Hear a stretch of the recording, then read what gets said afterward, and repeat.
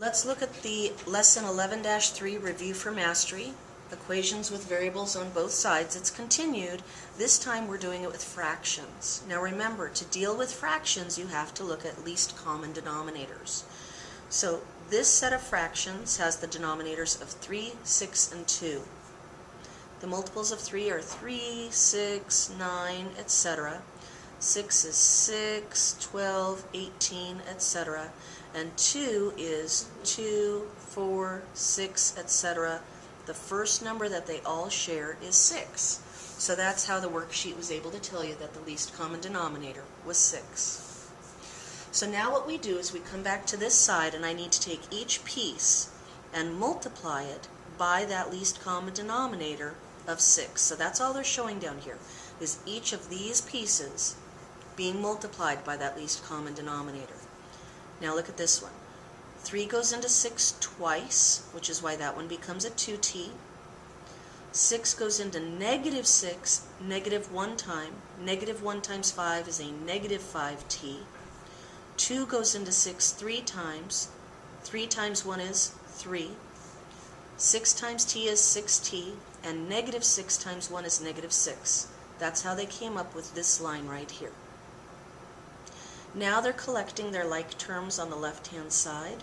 2t minus 5t is negative 3t. The plus 3, the equals, and the 6t minus 6 all just come straight down.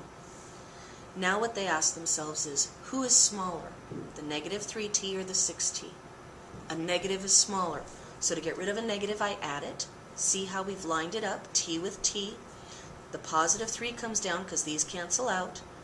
The equal sign comes down. 6t plus 3t is 9t, and the minus 6 comes down. Now we have to decide, should we move the 3 or the minus 6? Well, the idea is to get the t alone, so we want to move the negative 6 on this side. How do you get rid of that minus 6? You add 6 to both sides. So 3 plus 6 is 9. Bring the equal sign down. Bring the 9t down. These 6's cancel out, and now you have 9 equal to 9t. Remember that 9t is multiplication. How do we undo multiplication? Well, we divide. So that's why they're showing us to divide both sides by 9. Over here the 9's cancel and t is alone. 9 divided by 9 is 1. So let's try problem number 3 together. The first thing we have to do is find the least common denominator for 2 and 4. Remember, 4 goes 4, 8, 12, etc. 2 goes 2, 4, 6, etc. The first number that they share is 4. So I need to multiply each of the pieces in the original problem by 4, because that's the least common denominator. 4 goes into 4 once. 1 times w is 1w. 2 goes into 4 twice. 2 times w is 2w. 4 goes into 4 once. 1 times 1 is 1. 4 times w is 4w.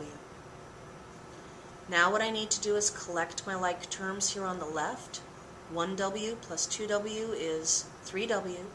Bring down the plus 1 equals 4w. Who is smaller, 3w or 4w? Well, 3w is smaller, and he's positive, so we need to subtract 3w from both sides. So over here they cancel out. The 1 comes down, and it's equal to a single w.